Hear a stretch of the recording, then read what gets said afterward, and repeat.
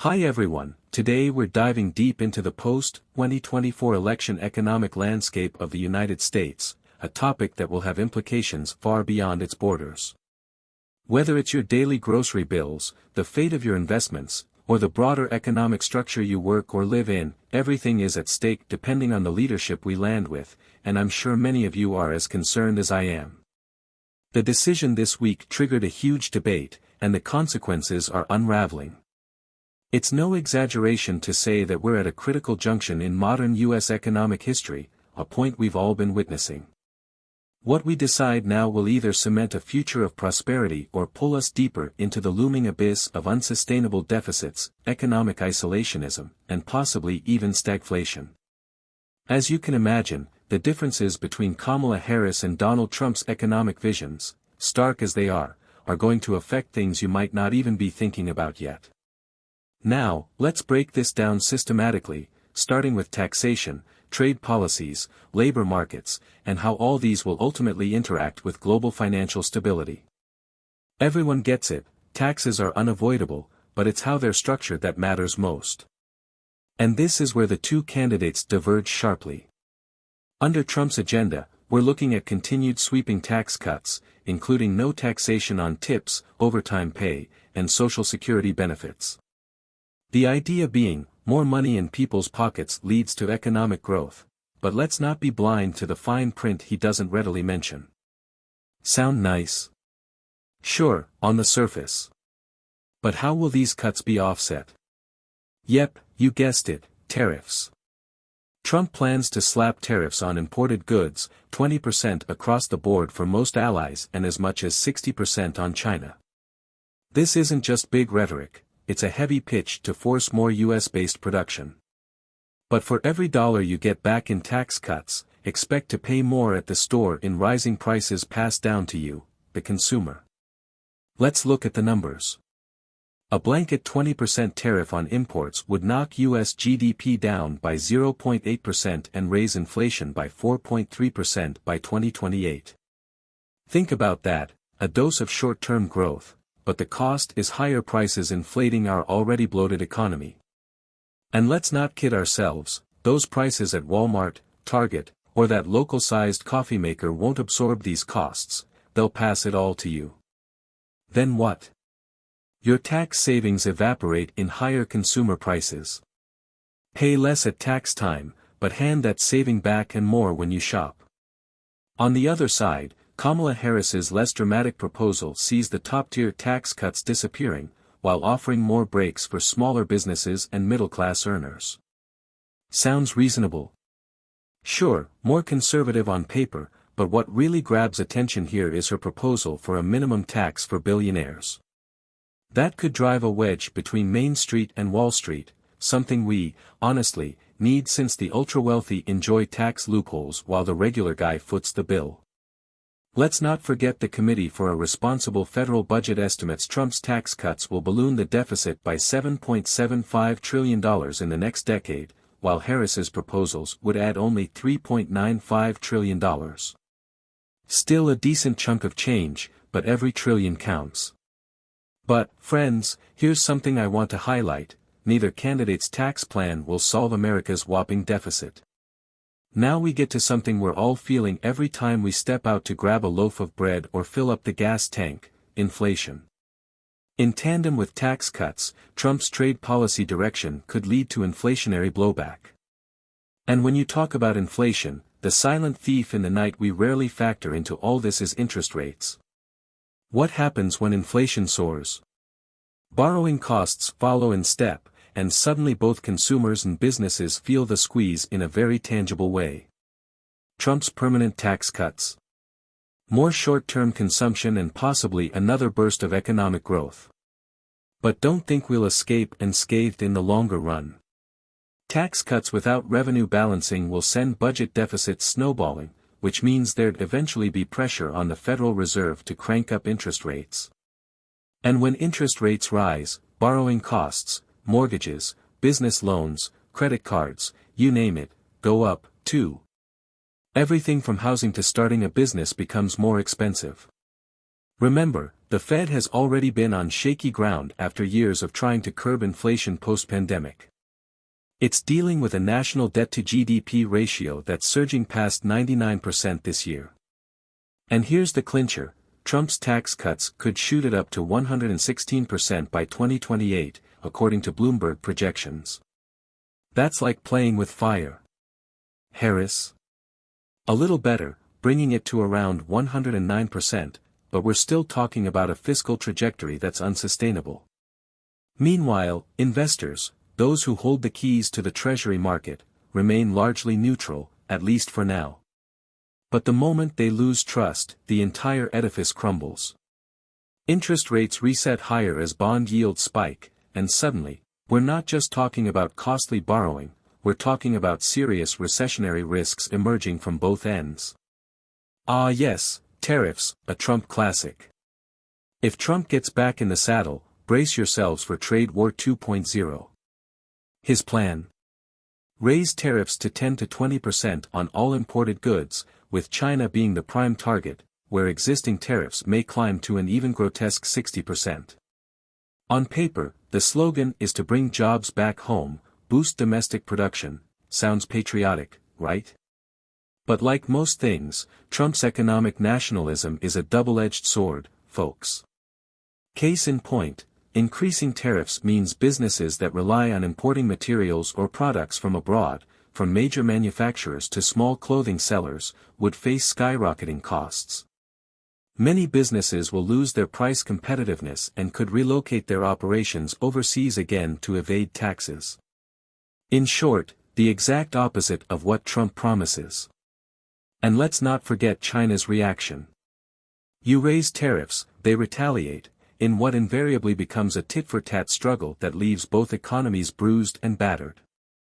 Bloomberg Economics predicts the retaliation will shrink the U.S. GDP by 1.3%.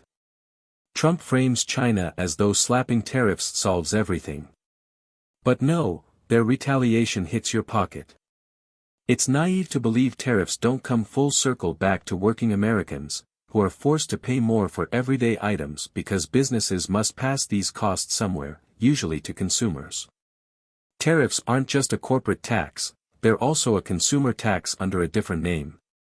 Contrast that to Harris, who proposes keeping Biden's trade policies mostly intact. She's no free trader either, but she won't pump up tariffs to Trump's hypernationalistic extremes. A gentler stance on China means we stay in the loop of global trade without spiraling into unnecessary isolationism. And here's a fun fact, according to Federal Reserve data, price pressures from Trump's protectionist policies even in his first term raised the import prices from China alone by about 5%. Imagine what another round of heightened tariffs would spur given the elevated post-pandemic costs. In another cornerstone, Trump's bold immigration stance resurges with promises of the largest mass deportation in U.S. history.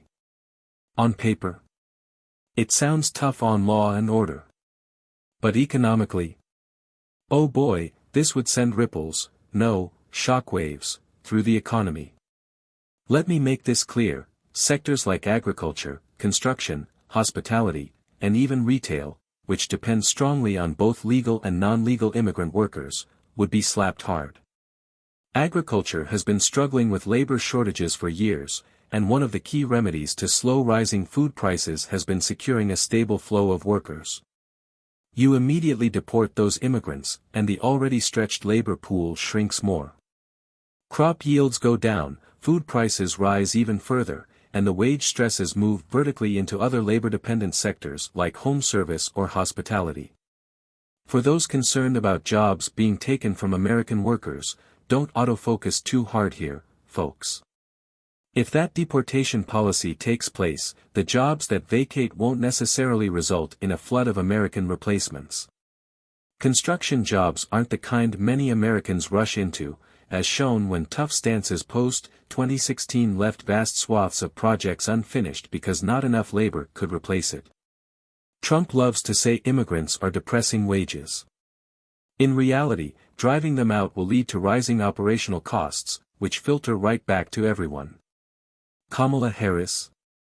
Far more softer here. She does promise some tighter border controls but nothing near Trump's level. The economic shock of a soft bipartisan agreement on immigration is far less catastrophic. What she delivers isn't pretty either, with some industry-side complaints of insufficient labor market relief still surfacing, but it's at least less likely to strain industries as forcibly as Trump's promises. Ladies and gentlemen, when it comes to energy, the U.S. is teetering between an extraction-heavy, fossil fuel-driven future and a more sustainable one powered by clean energy. Here's the clear split between Trump and Harris. Trump has adopted the drill, baby, drill mantra, pushing for deregulation in the oil, gas, and coal industries, promising to unleash U.S. energy potential by cutting red tape, opening up federal lands for exploration, and backing out of green energy policies. Meanwhile, Kamala Harris has embraced the clean energy transition, arguing that the future requires a move away from fossil fuels to address the climate crisis more aggressively. Trump's strategy is simple: boost domestic energy production to lower prices. And yes, it's true, greater fossil fuel production might put short-term downward pressure on oil prices, possibly easing some of the pain at the gas pump. But let's zoom out. Increased reliance on fossil fuels comes with long-term liabilities, both environmentally and economically. We've seen time and again that the energy sector isn't immune to massive price fluctuations. All it takes is geopolitical tensions. Russia's invasion of Ukraine, for instance, sent shockwaves through global fuel markets, or catastrophic climate events that could hobble infrastructural reliability. And don't forget, burning more fossil fuels today means continuing to pay for the damages of climate disasters down the road, which are already costing the U.S. billions of dollars annually in recovery efforts. Take this grim, recent data point: natural catastrophe damages hit a record high of $165 billion in 2022, according to Swiss Re, a global leading reinsurance provider. Of that, U.S. climate disasters alone accounted for around 75% of these global losses. The climate implications of unchecked fossil fuel expansion are clear. Long-term costs will rise, even if energy prices temporarily drop in this envisioned fossil bonanza.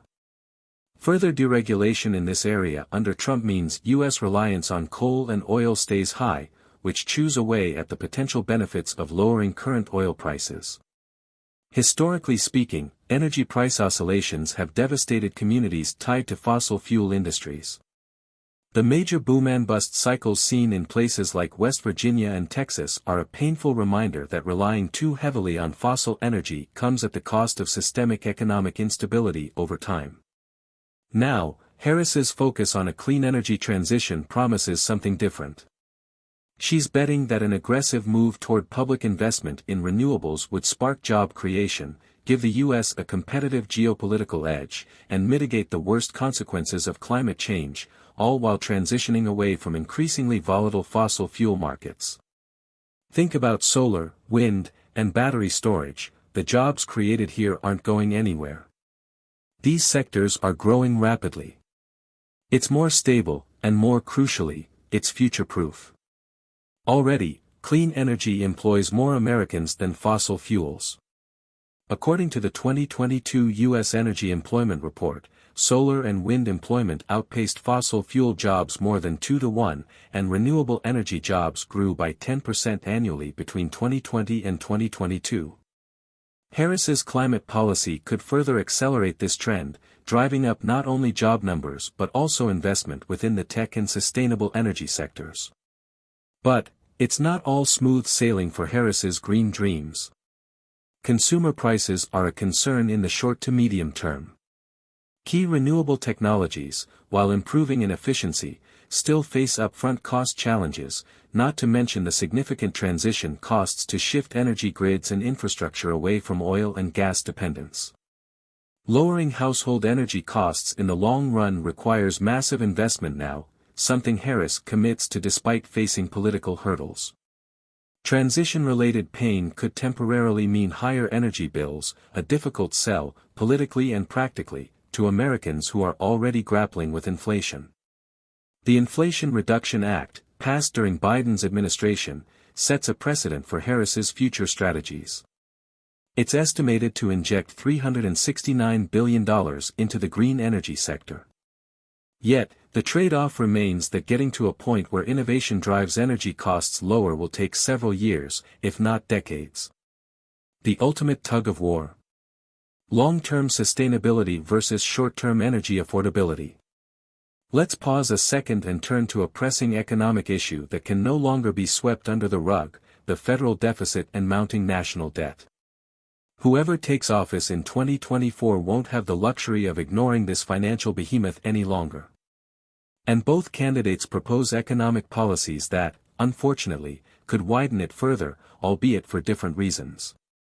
For Trump, his policy approach is heavily reliant on trickle-down economics, assuming that lower taxes and tariffs stimulating U.S. production and consumption will ultimately offset deficit impacts. Sounds optimistic, doesn't it? But there's a big blind spot here. This kind of deficit-financed growth strategy, where massive tax cuts are not matched with proportional revenue intake, risks ballooning the deficit far beyond sustainable levels. Already, the U.S. annual deficit hit $1.83 trillion for the fiscal year ending September 30, 2023, and the U.S. debt-to-GDP ratio is pushing ever closer to 100%. Trump's continued tax cut promises, according to the Committee for a Responsible Federal Budget, could exacerbate this and push the national debt-to-GDP ratio to 116% by 2028. This situation, a runaway debt scenario, could spark shocks in financial markets, leading to a tailspin of higher interest rates and major increases in borrowing costs for both consumers and businesses. On the flip side, Kamala Harris's tax proposals wouldn't deliver a cure-all either. Even without Trump's lavish tax cuts, her deficits could lead the debt-to-GDP ratio to 109% by 2028, partly due to the infrastructure-heavy green energy transition and enhanced social welfare spending. However, Harris is at least more conservative relative to Trump's tsunami of red ink, a distinction we cannot ignore. At this stage, investor confidence is crucial. Thus far, financial markets have remained relatively calm, and appetite for U.S. Treasuries is still strong. But as the government continues rolling over larger and larger sums of debt, particularly after both candidates' expensive proposals, there's a tipping point on the horizon. Treasury yields are already rising, which is a reflection of investor anxiety about spiraling deficits. If foreign investors start dumping U.S. debt, or even slow down their purchases, domestic interest rates could spike out of control. Remember our earlier mention of the Fed? It's trying to thread the needle between keeping inflation at bay and supporting economic growth. If either administration's policies exacerbate the debt load significantly, the result will be forced monetary tightening to adjust yields and absorb the new risks. In simple terms, prepare for even higher interest rates in both mortgage and business financing, something none of us want.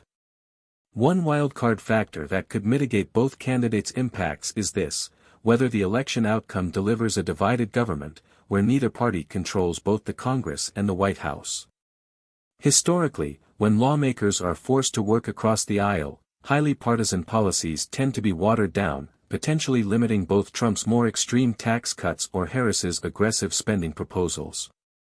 A divided Congress would force negotiated deals, limiting any single administration's ability to push an overly ambitious fiscal agenda. This, surprisingly, might end up benefiting the country's economic stability. Compromise, while slower to arrive at, tends to rein in overspending and deficit-widening policies. If bipartisan tax compromises occur, we may avoid the worst-case debt surge scenarios projected under Trump's full tax-cutting plan, while Harris's spending-heavy green transition may see more gradual implementation. Look, folks, the bottom line is that the 2024 U.S. election, regardless of outcome, is going to reshape the nation's economic destiny, not just for Wall Street but for Main Street as well. Each candidate has sharp contrasts in their policy platforms, but neither can escape a common truth: the U.S. economy is teetering on the edge, grappling with long-term structural issues that need careful, data-driven management, not populist slogans. I'll leave you with this thought: although Trump's short-term tax cuts and tariffs may look like an immediate booster shot to economic growth, the long-term consequences of debt, inflation, and trade isolation will likely boomerang back with serious pain. Kamala Harris's calmer fiscal package may be rooted in sustainability, but her expansive green agenda could take years to yield tangible cost savings, with deficits still rising during the transition period. Ultimately, what happens in the U.S. will reverberate worldwide, from global trade routes to financial markets, to how other nations structure their fiscal policies. For average Americans, the election outcome will mean a lot more than who signs the next executive order. It will shape each paycheck, grocery bill, and long-term financial stability. How much risk are you willing to take? How much stability do we need? That's the paradox we'll grapple with for the years to come. Stay tuned and watch carefully, because the economic roller coaster is just taking off.